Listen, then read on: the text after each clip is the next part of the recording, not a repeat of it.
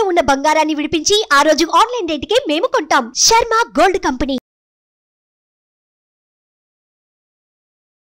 నమస్తే, welcome to Suman TV. ఈ రోజు మనతో పాటు ఉన్నారు ప్రముఖ జ్యోతిష్యులు బ్రహ్మశ్రీ నందిబట్ల శ్రీహరి శర్మ గారు, కాశీలో శ్రీ కామాక్షి నిత్య అన్నదాన ఆశ్రమ నిర్వాహకులు. గురుగారితో మాట్లాడదాం. నమస్కారం గురుగారు. వాగర్థావివ సంపృక్తౌ వాగర్థ ప్రతిపత్తయే జగతః పితరౌ వందే పార్వతీ పరమేశ్వరౌ.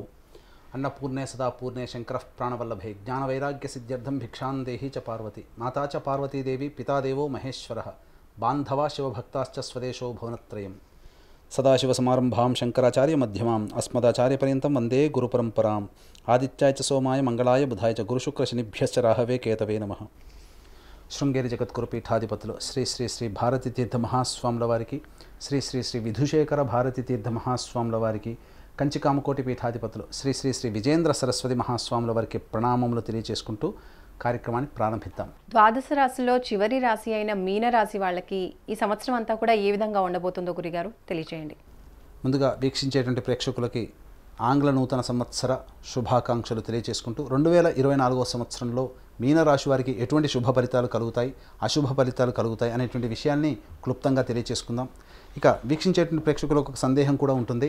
ప్రధానంగా రాశి ఫలితాలు అన్నప్పుడు ఉగాది టు ఉగాది కదా, మరి జనవరి 1వ తారీఖు నుంచి చెప్పుకునే సాంప్రదాయం మనకు లేదు కదా అని అంటుంటారు. ఇక్కడ ధర్మశాస్త్రం ఏం చెప్పబడిందంటే ప్రపంచమంతా ఒక విషయమై ఒకే అభిప్రాయానికి వచ్చినప్పుడు అది కూడా శాస్త్ర సమ్మతమే. కాబట్టి ప్రపంచమంతా కూడాను నూతన ఆంగ్ల సంవత్సరంగా జనవరి 1వ తారీఖు నుంచి లెక్క పెట్టుకుంటుంది. కాబట్టి మనము కూడా ఈ సంబంధించినటువంటి గ్రహాల యొక్క స్థితిగతులని అంచనా వేసుకుంటూ జనవరి 1 నుంచి డిసెంబర్ 31వ తారీఖు వరకు ఉన్నటువంటి గ్రహాల యొక్క సంచారాన్ని అనుసరించి మనం ఈ సంబంధించినటువంటి రాశి ఫలితాలు మనం చెప్పుకుంటున్నాం. కాబట్టి దీన్ని ఆ విధంగానే ఆంగ్ల సంవత్సర ఫలితాలుగానే మనం భావిస్తూ మనం తెలియచేసుకుందాం. ముందుగా గమనించుకున్నట్లయితే ప్రధానంగా నవగ్రహాల్లో అత్యంత దీర్ఘకాలిక గ్రహాలు గురువు, శని, రాహువు, కేతువు. గురువు ఒక్కొక్క రాశిలో ఒక్కొక్క సంచారం, శని 2.5 సంవత్సరాల పాటు ఒక్కొక్క రాశిలో సంచారం జరుగుతూ 1.5 సంవత్సరాలు ఒక్కొక్క రాశిలో రాహుకేతుల సంచారం జరుగుతున్నటువంటి కారణం చేత ప్రధానంగా ఈ 2024 సంవత్సరానికి సంబంధించినటువంటి పూర్తి టైంని మనం 3 టైమ్ జోన్స్గా మనం పెట్టుకున్నట్లయితే ప్రధానంగా 1వ తారీఖు జనవరి నుంచి 2 మే వరకు కూడాను గురువు మేషరాశిలో సంచారం, అలాగే 2 మే నుంచి డిసెంబర్ మొత్తం వరకు కూడాను గురువు వృషభ రాశిలో సంచారం, శని కుంభరాశిలో సంవత్సరం అంతా కూడా సంచారం, రాహుకేతులు మీన కన్యా రాశుల్లో ఈ సంవత్సరం అంతా సంచారం జరుగుతున్నటువంటి కారణం చేత మీన రాశి వారికి ప్రధానంగా కొంత శుభ అశుభ ఫలితాలు పొందేటువంటి అవకాశాలు ఎక్కువగా ఉన్నాయని చెప్పవచ్చు.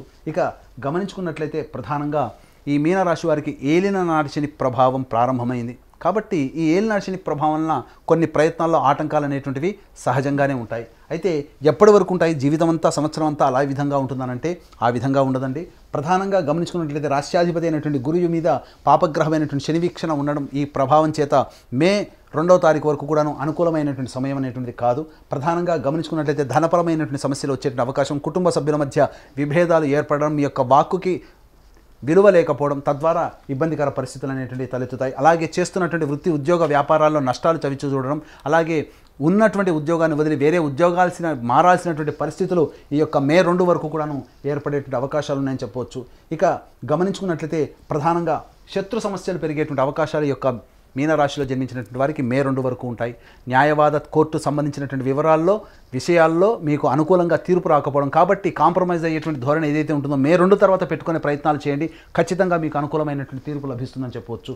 ఇక గమనించుకున్నట్లయితే ప్రధానంగా మీనరాశి వారికి విదేశీ విద్య, విదేశీయానానికి సంబంధించిన ప్రయత్నాలన్నీ కూడాను ఇబ్బందికరంగా మారుతాయి మే 2వ తారీఖు వరకు.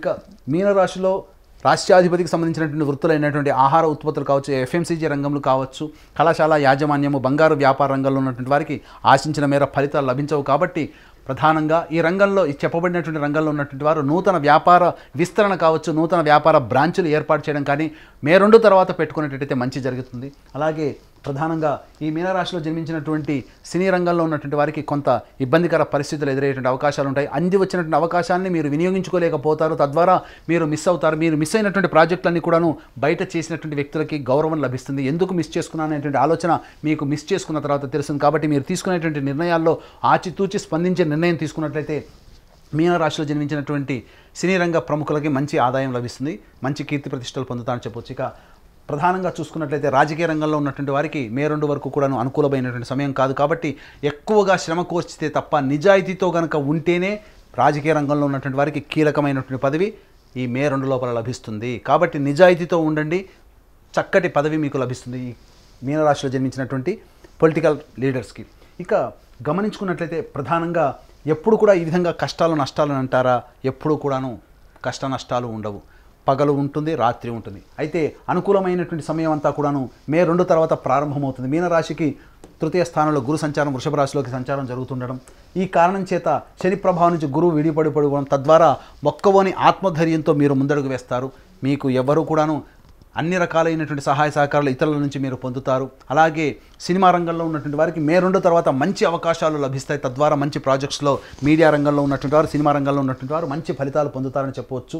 ఇక గమనించుకున్నట్లయితే ప్రధానంగా ఈ సంబంధించినటువంటి మీనరాశి వారికి వివాహ సంబంధమైనటువంటి విషయాలు ఏవైతే ఉంటాయో మే 2 తర్వాత మీరు చేసేటువంటి ప్రయత్నాల్లో మీకు కొలిక్కి వచ్చి మీకు జీవిత భాగస్వామి లభించే అవకాశం ఎక్కువగా ఉంటుంది. అలాగే మే 2 వరకు ఇబ్బంది పడుతున్నటువంటి భాగస్వాముల మధ్య విభేదాలు కావచ్చు, జీవిత భాగస్వామి మధ్య విభేదాలు కావచ్చు, అవన్నీ కూడాను తొలగిపోయి చక్కటి ఆనందకరమైనటువంటి జీవితాన్ని మీ జీవిత భాగస్వామితో, చక్కటి వ్యాపారాన్ని మీ యొక్క వ్యాపార భాగస్వామితో మీరు పొందుపరుచుకుంటారు. తద్వారా మీరు జీవితాంతం కూడా గుర్తుండిపోయే విధంగా ఈ 2024 మీకు ఉంటుందని చెప్పడంలో సందేహం లేదు.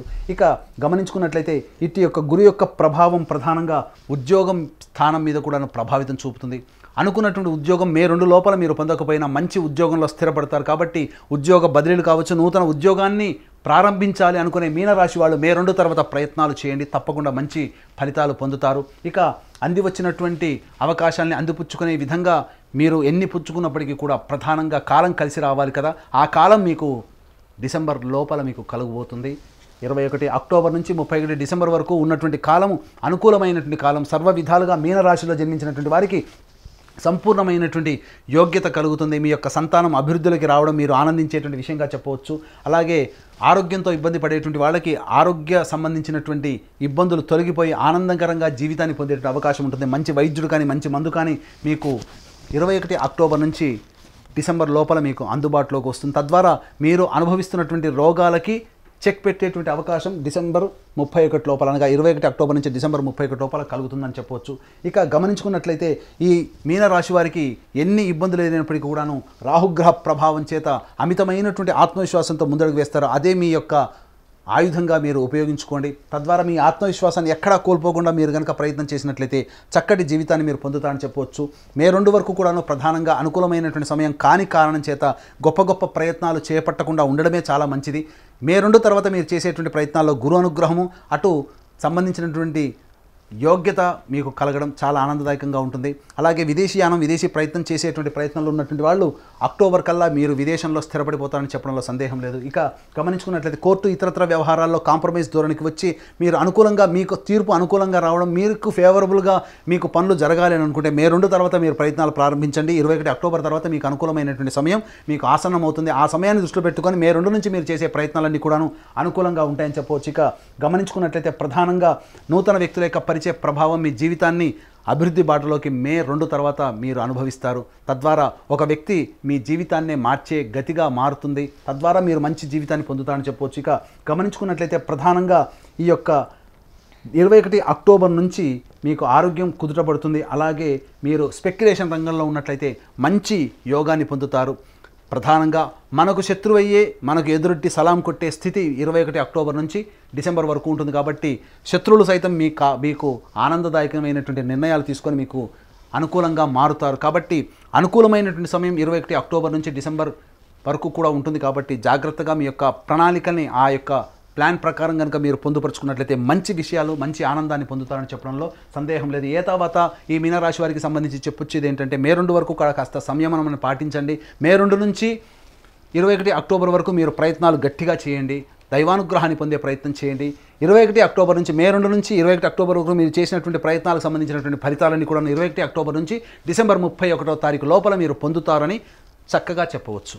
మీనరాశి వాళ్ళు చేయవలసిన దైవారాధన గురించి తెలియజేయండి గురుగారు. మీనరాశి వారు దేవతారాధన, ప్రధానంగా సుబ్రహ్మణ్య స్వామి ఆరాధన చేయాలి, అమ్మవారి ఆరాధన చేయాలి. కాబట్టి మీకు సమస్య కలిగినప్పుడు అమ్మవారికి సంబంధించి ప్రతిరోజు కూడాను సంధ్యా సమయంలో అమ్మవారి పసుపుతో అమ్మవారి గౌరీ ముద్దను తయారు చేసుకొని గౌరీ సహస్రనామాన్ని పారాయణం చేసి 3 ముత్తైదులకి అలంకరణ వస్తువులు ఇవ్వండి. అలాగే బగళాముఖి ఆరాధన, చాలా విశేషమైనటువంటి ఫలితాలని అందిస్తుంది. కాబట్టి ప్రతిరోజు కూడాను దత్తాష్టకము, బగళాముఖి కవచము అనేటువంటిది రోజుకు 3 సార్లు పారాయణం చేయండి.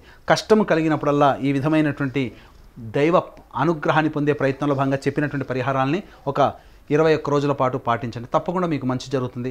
అలాగే ప్రతి మనిషి కూడాను ఆనందంగా ఉండాలని అనుకోవడంలో తప్పు లేదు. 2023లో పడ్డటువంటి కష్టాలు 2024లో పడకూడదు, నష్టాలు 2024లో చవి చూడకూడదు. అలాగే జీవితంలో మంచి మంచి నిర్ణయాలు తీసుకొని జీవితం అందుబాటులో ఆనందంగా ఉండాలనేటువంటి ఆలోచన ప్రతి ఒక్క వ్యక్తి చేస్తాడు. అయితే ఈ సంబంధించినటువంటి చేయు ప్రయత్నాల్లో రవ్వంత దేవతానుగ్రహం కూడా కావాలి. ఎందుకంటే మనిషి ఎంత ప్రయత్నం చేసినప్పటికీ కూడాను గ్రహాలు అనుకూలంగా లేనప్పుడు వచ్చే ఇబ్బందులు చెప్పనలవి కావు. కాబట్టి మీ యొక్క సంకల్పం నెరవేరాలనేటువంటి ఒక సదుద్దేశంతో మా పీఠం ఆధ్వర్యంలో ప్రతి నెల 21 రోజుల పాటు సంకల్ప సిద్ధి హోమాదులు అనేటువంటివి జరుగుతాయి. అలాగే తండ్రి వైపు 7 తరాలు, తల్లి వైపు 4 తరాల్లో ఏవైనా దుర్మరణాలనగా road accident, fire accident, suicide attempt, నదిలో బావిలో పడి చనిపోవడం, ఇంట్లోంచి వెళ్ళిపోవడం, లివర్ ఫెయిలే, కిడ్నీ ఫెయిలే చనిపోవడం, క్యాన్సర్తో చనిపోవడము, 60 సంవత్సరాల లోపల ఏ విధంగా చనిపోయినా, అలాగే పిండ ప్రదానాలు చేయలేకపోయినా, మీ కుటుంబంలో కులాంతర మతాంతర వివాహాలు జరిగిన అవన్నీ కూడాను పితృశాపము లేదా పితృదోషము అని అంటారు. కాబట్టి ఇట్టి పితృశాపం పితృదోషం ఉన్నప్పుడు మనిషి ఎన్ని ప్రయత్నాలు చేసినా అభివృద్ధిలోకి రాకుండా అడ్డుపడతాయి దేవత పితృదేవతల ఆగ్రహం. కాబట్టి ఇట్టి పితృదోష నివారణకి సంబంధించి ప్రతి నెల మా పీఠం ఆధ్వర్యంలో పితృదోష నివారణ పూజలు హోమాలు అనేటువంటి జరిపించడం జరుగుతుంది. అలాగే కాశీలో శ్రీ కామాక్షి నిత్యాన్నదాన ఆశ్రమం, మా సొంత భవనం కామాక్షి నిత్యాన్నదాన ఆశ్రమం కాశీలో ప్రతిరోజు కూడాను శివబంధువులకి అన్నదానం అందించడం జరుగుతుంది. కాబట్టి మీ పెళ్లి రోజున కానీ మీ పుట్టినరోజున కానీ అన్నదానాన్ని అనగా మీ పెళ్లి రోజున కానీ మీ పుట్టినరోజున కానీ మీ యొక్క సంతోషాన్ని మీ కుటుంబ సభ్యులు మిత్రులతో పాటుగా కాశీలో ఉన్నటువంటి శివబంధులతో కూడా పంచుకోదలిస్తే అన్నదానానికి సహాయ సహకారాలు అందించవచ్చు. కార్యక్రమం తదనంతరం కాంటాక్ట్ చేసి పూర్తి వివరాలు తెలుసుకోవచ్చు. ఇంకా మీనరాశి వారికి అదృష్ట సంఖ్య, అదృష్ట వారం ఏంటో తెలియజేయండి గురుగారు. మీనరాశి వారికి అదృష్ట సంఖ్య 9, 1. అదృష్ట వారము ఆదివారము, గురువారము. ధన్యవాదాలు గురుగారు. సర్వం శ్రీ ఉమామహేశ్వర పరబ్రహ్మార్పణమస్తు. సుమన్ టీవీలో మీ పర్సనల్ అండ్ బిజినెస్ ప్రమోషన్స్ కోసం కింది నెంబర్కి కాంటాక్ట్ చేయండి.